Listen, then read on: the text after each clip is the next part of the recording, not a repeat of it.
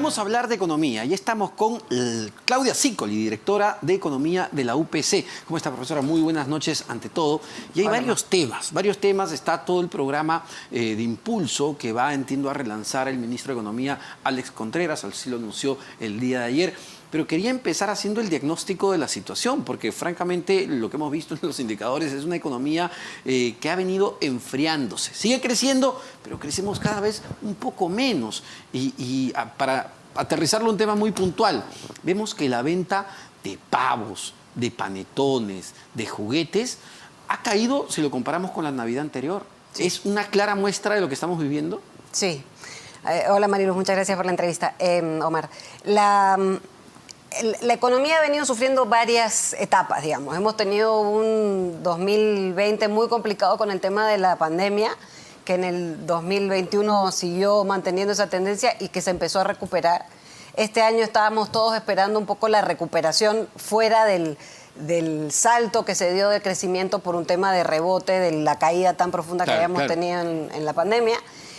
Y toda esta turbulencia política generó que se frenaran muchos de los proyectos que podían haber generado un motor de crecimiento bastante más consistente, digamos, como para que la economía lograra índices de crecimiento más altos.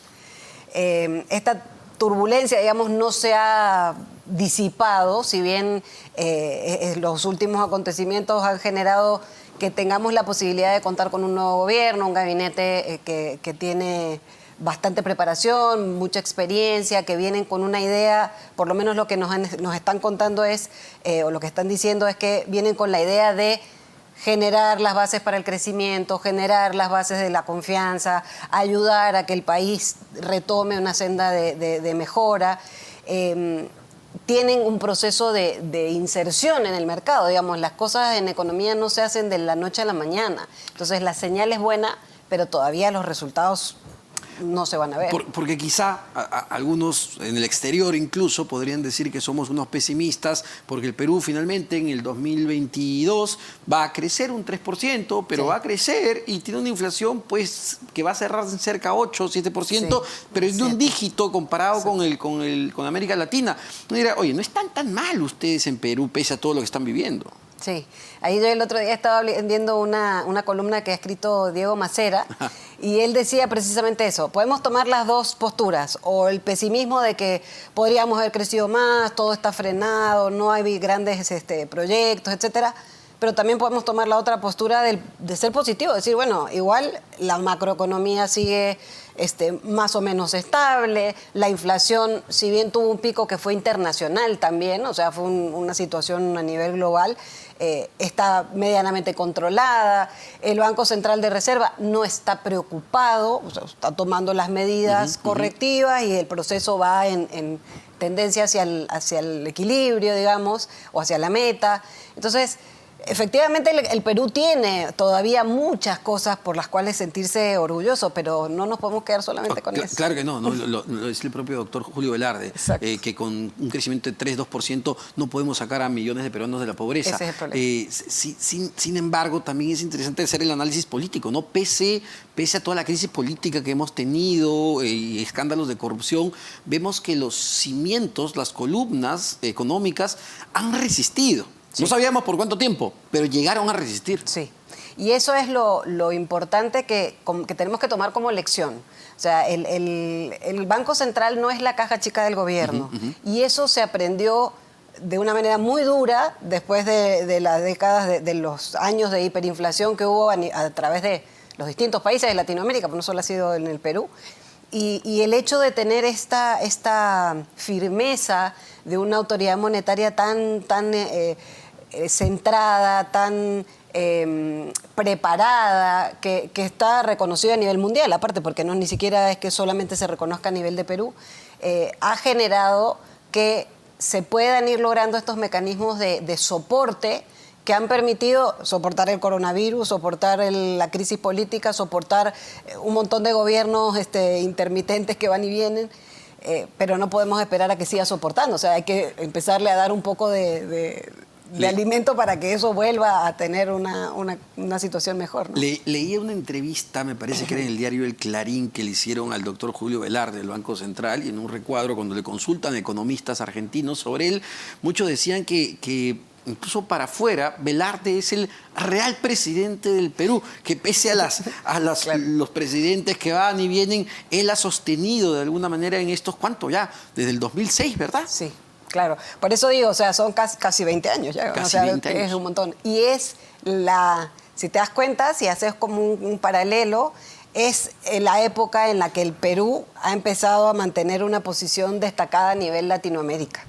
¿Por qué? Porque se entendió que era importante tener esta separación de poderes, digamos, dentro del gobierno, que es lo mismo que vemos hoy, la importancia de tener un ejecutivo distinto de un judicial, distinto de un legislativo.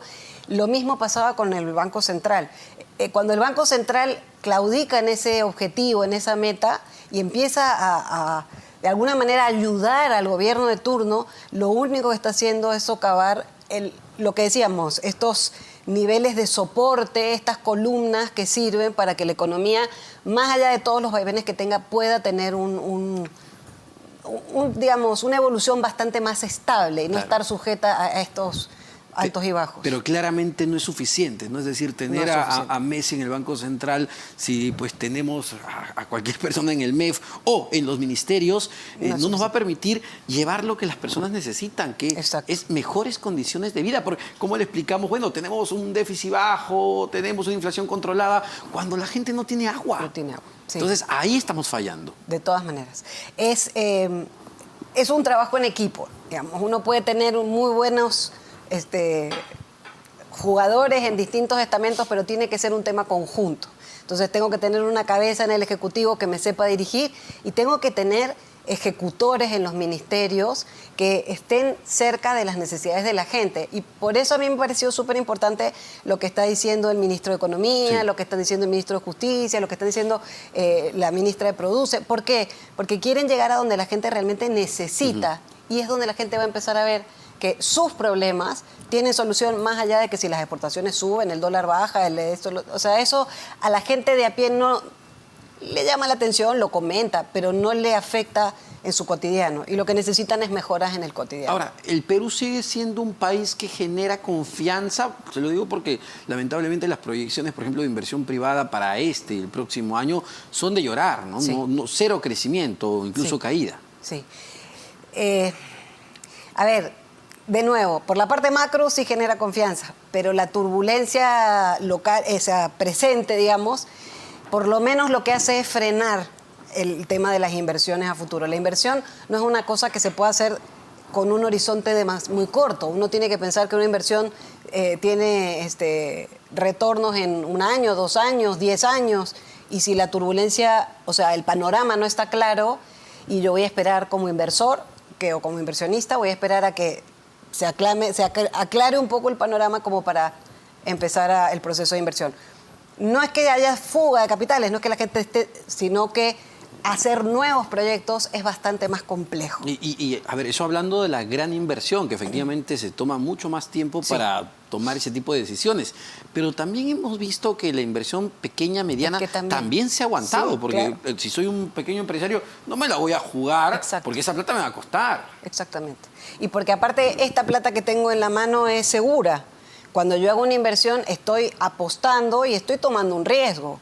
Y ese riesgo, si la situación del país no es muy clara, genera como una expectativa de que ese riesgo puede ser mayor al que yo estoy calculando, digamos. Y entonces es jugar un poco al casino o a la ruleta, ¿no? Queda claro que todavía el panorama local es muy incierto. Vamos a entrar a un periodo de transición importante, vamos a ver cuáles son las propuestas que se hagan. El entorno externo, el Perú es una economía abierta, tenemos tratados con casi todo el mundo. ¿Cómo viene de fuera la situación? Digamos que tampoco está demasiado claro el tema de la situación externa. La guerra de Rusia, que pensábamos que iban a ser un par de semanas, ya va a llevar 1 año. China está con un problema muy grande de COVID que no está pudiendo contrarrestar. Habrá que ver cómo son las respuestas de la Unión Europea a todas estas restricciones en energía, commodities, todo que ha salido del tema de Rusia. El panorama es un poco incierto, pero esperemos que el 2023 sea mejor que el 2022 y que tengamos posibilidades de mejorar, no solamente a nivel local, sino a nivel global también. Claro que sí, hay que ver el vaso medio lleno. Muchísimas gracias, profesora Claudia Sicoli, directora de Economía de la UPC.